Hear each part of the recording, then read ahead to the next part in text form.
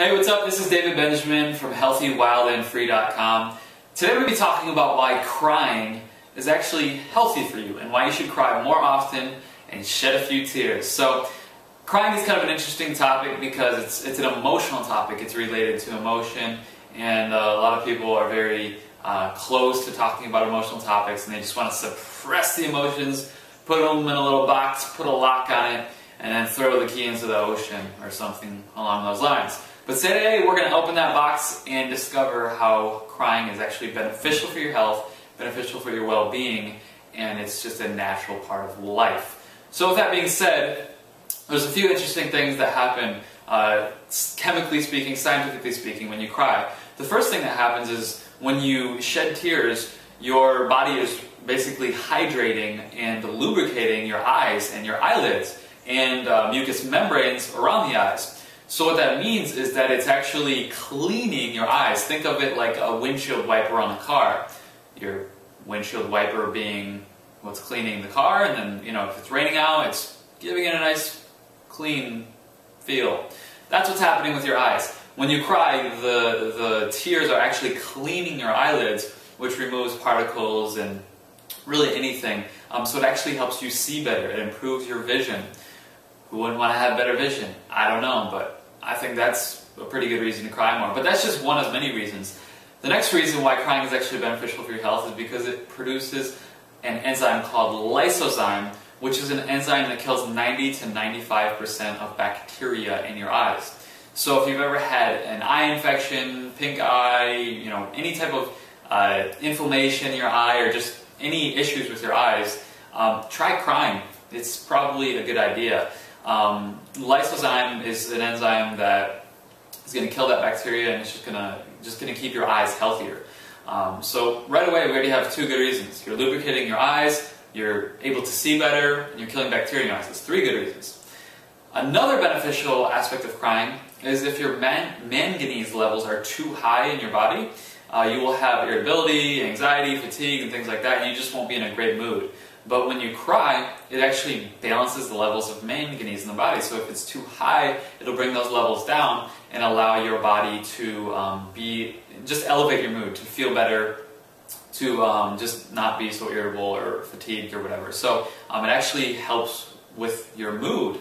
So that's pretty cool, kind of beneficial. Another reason why crying is beneficial, and this is kind of interesting, there's a biochemist who discovered this. I believe his name is William Frey.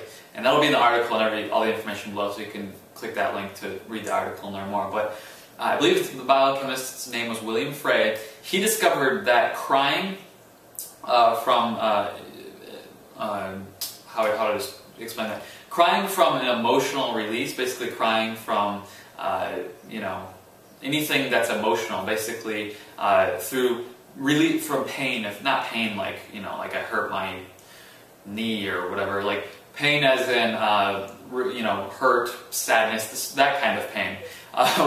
When you cry through that type of pain, your body, as opposed to crying through irritability. So, for example, releasing tears through irritability. So, for example, if you're cutting onions and your eyes, you get tears in your eyes, or you got some dust or something in your eye, and your eyes just start tearing up because it's trying to get rid of that, which is kind of interesting. That's the body's response, trying to remove that from your eyes so you can see.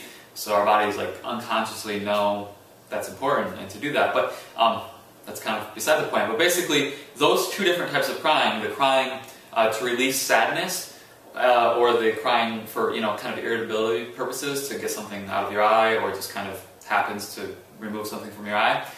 This biochemist discovered that when you're crying to release pain and sorrow and sadness, there's actually more toxic byproducts in those tears as opposed to the tears that were from irritability.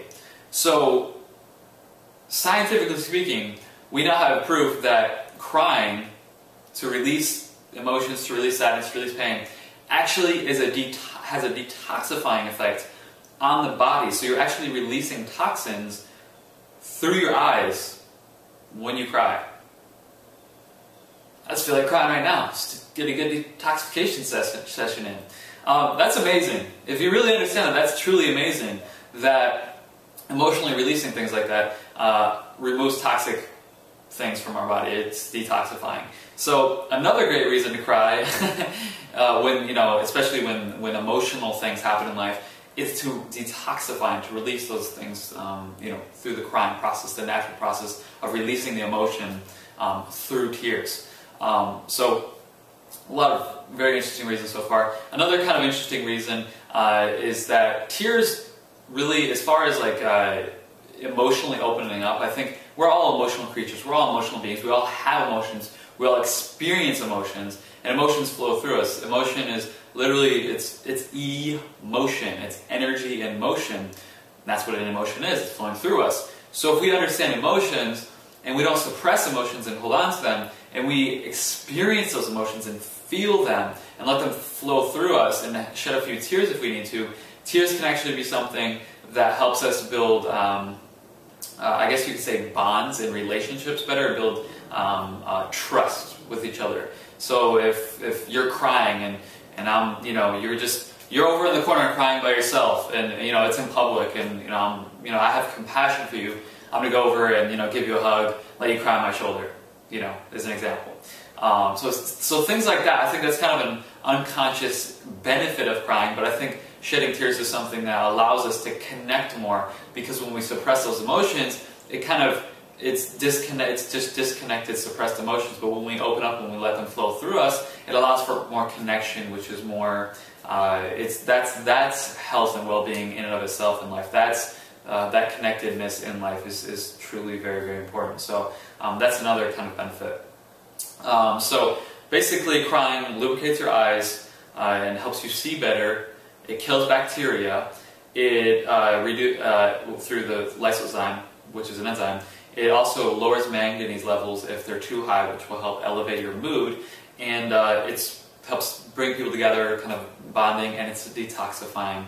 It helps remove toxins from the body. So if that's not enough reasons to cry more often, I really don't know what is. So please just cry more.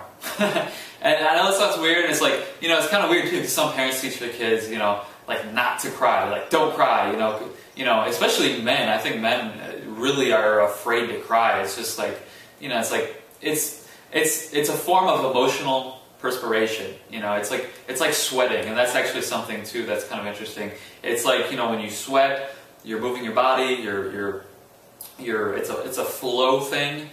Same with tears. It's a flow thing. It's allowing emotions to flow through you as opposed to holding on to them. And I could get into all sorts of topics of how emotions affect us, and I'm sure I will within more videos and articles in the future. So definitely subscribe and follow the Healthy, Wild, and Free page on Facebook. But emotions are very important in life, and if we hold on to them, they can suppress suppress organs, not M-organs. I don't know what M-organs are.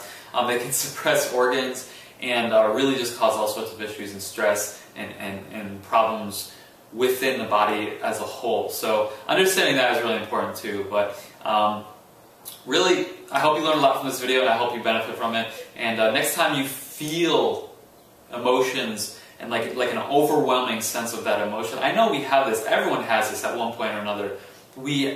Emotion just literally overwhelms us. Like our whole being is overwhelmed with that emotion. There's such a strong kind of energy around that emotion, and we have to, or we're taught to rather, fight back those tears. We're taught to hold on to that emotion and just embrace it, almost in a weird control kind of way. We need to embrace that emotion and control it and not let it get the best of us, when really, when we feel that emotion and let it flow through us and express that in the form of tears and crying, we benefit from feeling that emotion, and we forgive, and we feel that compassion that allows us to see the world in a new light, as opposed to holding on to that emotion and having that same vantage point on the world, and allowing that pain to kind of build up within our being and not allow that to release, so that we can see the world in a whole new light. So I think that's another benefit that it's just my viewpoint. You can see how you like, but I think that's very true. Once you start to experience those emotions, it allows for forgiveness, compassion, and allows you to see the world in a different way and have more unconditional love on a daily basis, which just makes for a happier, more enjoyable life. So next time you feel that overwhelming emotion, what are you going to do? That's my question.